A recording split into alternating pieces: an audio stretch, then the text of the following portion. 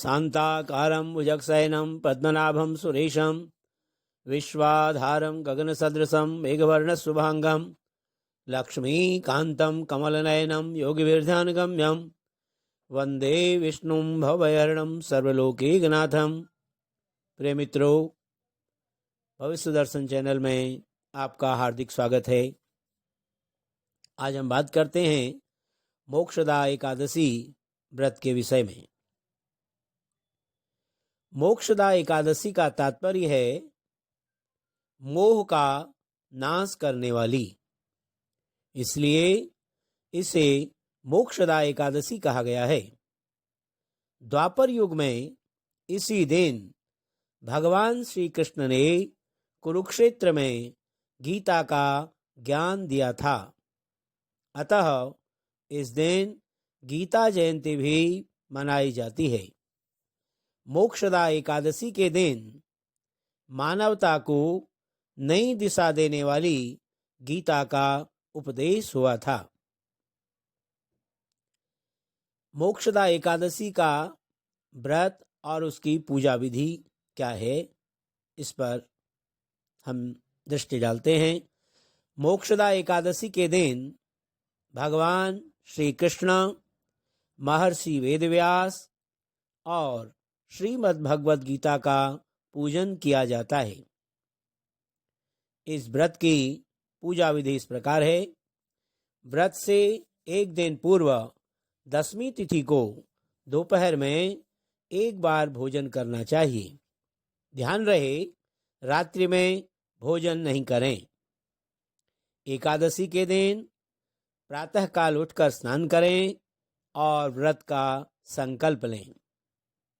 व्रत का संकल्प लेने के बाद भगवान श्री कृष्ण की पूजा करें।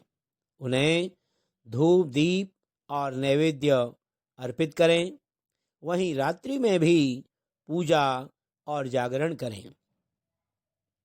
एकादशी के अगले दिन द्वादशी को पूजन के बाद जरूरतमंद व्यक्ति को भोजन व दान दक्षिणा देनी चाहिए। इसके बाद भोजन ग्रहण करके व्रत खोलना चाहिए। क्या है मोक्षदा एकादशी व्रत का महत्व और गीता जयंती? इस व्रत के प्रभाव से मनुष्य के पूर्वजों को मोक्ष की प्राप्ति होती है और उन्हें कर्मों के बंधन से मुक्ति मिलती है। वहीं इस व्रत को करने से मनुष्य के पापों का नाश होता है।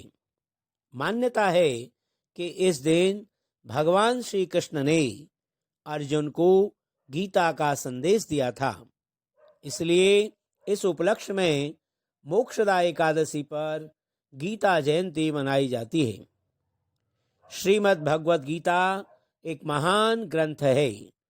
गीता ग्रंथ सिर्फ लाल कपड़े में बांधकर घर में रखने के लिए नहीं है, बल्कि उसे पढ़कर उसके संदेशों को आत्मसात करने के लिए है। भगवद गीता के चिंतन से अज्ञानता दूर होती है और मनुष्य का मन आत्मज्ञान की ओर अग्रसर होता है। इसके पठन, पाठन और श्रवण से जीवन को एक नई प्रेरणा मिलती है। वहीं इस दिन श्रीमद् भगवद गीता भगवान श्री कृष्ण और महर्षि वेदव्यास का विधि पूर्वक पूजन करके गीता जयंती उत्सव मनाया जाता है। प्रिय मित्रों, कल यानी कि 25 दिसंबर 2020 को एकादशी तिथि का प्रारंभ आज रात्रि 24 तारीख को ही 11:19 से प्रारंभ हो जाएगा।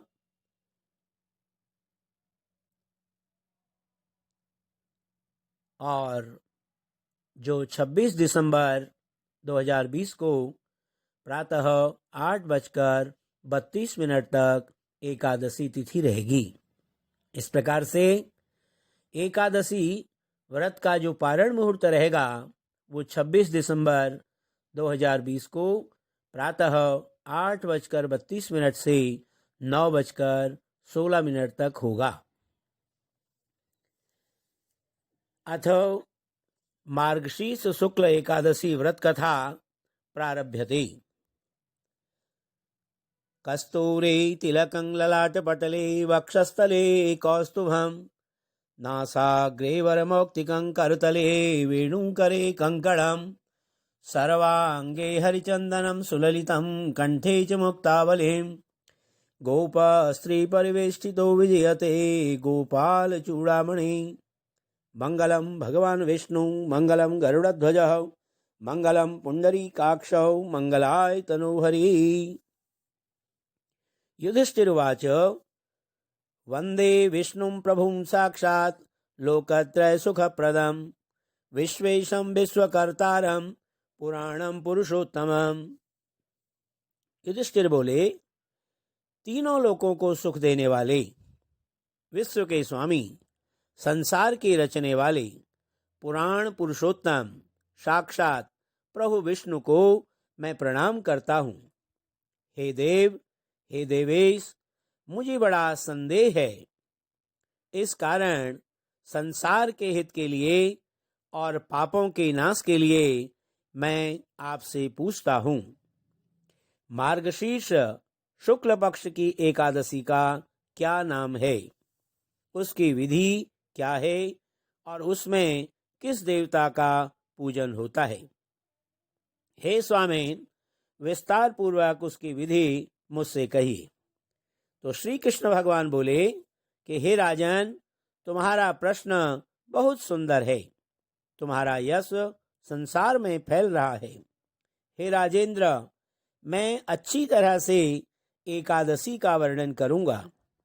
मार्गशीर्ष कृष्ण पक्ष की जो उत्पन्ना नाम की एकादशी है वह मुझको बहुत प्रिय है। हे नराधेव, यह एकादशी मुर दैत्य को मारने के लिए मार्गशीर्ष के महीने में मेरे शरीर से उत्पन्न हुई है, इसलिए मुझको बहुत प्रिय है।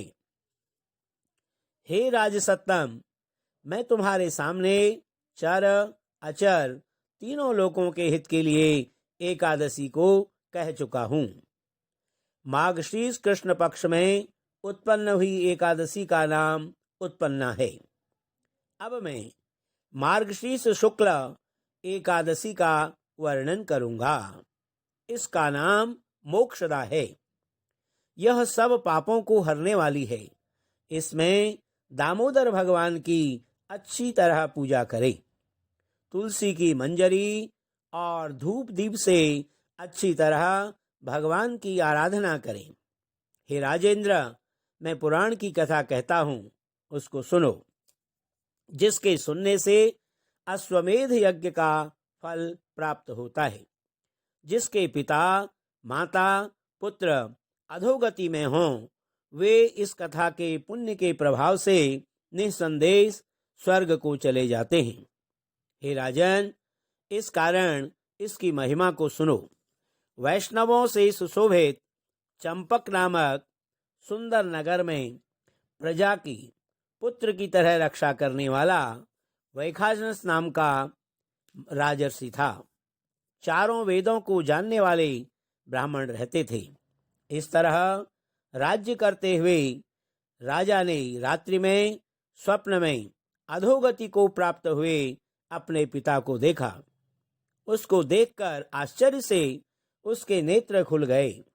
उसने ब्राह्मण से स्वप्न का वृत्तांत कहा। राजा बोला, हे ब्राह्मणों, मैंने स्वप्न में अपने पिता को नरक में गिरा हुआ देखा है। पिताजी ने मुझे संबोधन करके कहा है कि हे पुत्र, मैं अधोगति में हूँ, मेरा उद्धार करो। इस प्रकार कहते हुए पिता को मैंने स्वयं देखा है। हे ब्राह्मणों, उसी दिन से मुझको शांति नहीं है। यह बड़ा राज्य मुझको असत्य और दुखदायी मालूम होता है। घोड़े, हाथी और रथ मुझको अच्छे नहीं लगते। कोष से भी सुख नहीं मालूम होता। मेरे लिए कुछ भी सुखदायी नहीं है। हे श्रेष्ठ ब्राह्मणों, स्त्री, पुत्र ये मुझको अच्छे नहीं लगते। मैं क्या करूं, कहाँ जाऊं? मेरा शरीर जला जाता है। हे ब्राह्मणों, जिसके द्वारा मेरे पूर्वजों को मोक्ष हो जाए, ऐसा दान, व्रत, तप, योग कुछ बतलाइए। जिसका पिता नरक में है, उस बलवान पुत्र के जीवन से क्या लाभ? उस पुत्र का जन्म वृथा है। ब्राह्मण बोले, हे नृप, यहाँ पर्वत मुनि का आश्रम पास में है। हे राजशार्दूल, वे भूत भविष्य वर्तमान सबको जानते हैं। उनके पास आप जाइए। वह दुखी राजा उनके वचन सुनकर जहाँ पर्वत मुनि थे उस आश्रम में गया। वह आश्रम बहुत विशाल था। शांत प्रकृति के ब्राह्मण, प्रजा और मुनीश्वरों से सुशोभित था। ऋग्वेदी, यजुर्वेदी, सामवेदी, अथर्ववेदी मुनियों के बीच में बैठे हुए पर्वत मुनि ऐसे मालूम होते थे मानो दूसरे ब्रह्मा हैं। वैखानस राजा उन मुनीश्वरों को देखकर वहां गया और पृथ्वी पर साष्टांग प्रणाम किया। मुनि ने राज्य के 7 अंगों की कुशल पूछी और कहा कि तुम्हारा राज्य निष्कंटक तो है और राज्य में सुख शांति तो है। राजा बोला, हे विप्र, आपकी कृपा से 7 अंगों में कुशल है। राज्य और ऐश्वर्य अनुकूल होने पर भी कुछ विघ्न उपस्थित हो गया है। हे ब्राह्मण, मुझे कुछ संदेह है, उसको निवृत्त करने को आया हूँ। पर्वत मुनि राजा के इस वचन को सुनकर ध्यानावस्थित होकर नेत्र बंद करके भूत भविष्य को सोचने लगे। फिर 2 घड़ी तक ध्यान करके राजा से बोले। मुनि बोले, हे राजेंद्र, आपके अकर्मी पिता के पाप को मैंने समझ लिया है। पूर्व जन्म में सपत्नी के द्वेष से तुम्हारे पिता ने काम के वशीभूत होकर एक स्त्री को रति दी और दूसरी स्त्री की रक्षा करो, रक्षा करो इस प्रकार पुकारने पर भी उसको ऋतुदान नहीं दिया। इतना आग्रह करने पर भी दूसरी रानी को ऋतुदान नहीं दिया। इस कर्म से वह नरक में पड़ा है। राजा बोला, हे मुने, किस व्रत और दान से उस पाप युक्त नरक से मेरे पिता का उद्धार होवे, यह उपाय मुझसे कहिए। मुनि बोले, मार्गशीर्ष शुक्ल पक्ष में मोक्षदा नाम की एकादशी है। तुम सब लोग उसका व्रत करके उसका पुण्य पिता को दे दो। उसके पुण्य के प्रभाव से उसको मोक्ष हो जाएगा। मुनि के इस वचन को सुनकर राजा अपने घर आ गया। हे भरत कुल में श्रेष्ठ, जब अगहन सुदी एकादशी आई तब स्त्री, पुत्र और रनिवास समेत सब ने विधि पूर्वक व्रत करके उसका पुण्य राजा को दिया। उस पुण्य के देने पर स्वर्ग से फूलों की वर्षा हुई। वैखानस का पिता देवताओं से स्तुति किया हुआ स्वर्ग को गया और आकाश से स्पष्ट शब्दों में राजा से बोला, हे पुत्र, तेरा सदा कल्याण हो। यह कहकर वह स्वर्ग को चला गया। हे राजन, इस प्रकार जो इस मोक्षदा एकादशी का व्रत करता है उसका पाप दूर हो जाता है, अंत में उसका मोक्ष हो जाता है। इससे बढ़कर निर्मल, शुभ और मोक्ष देने वाली कोई एकादशी नहीं है। जिन मनुष्यों ने एकादशी का व्रत किया है उनके पुण्य की संख्या हम नहीं कह सकते।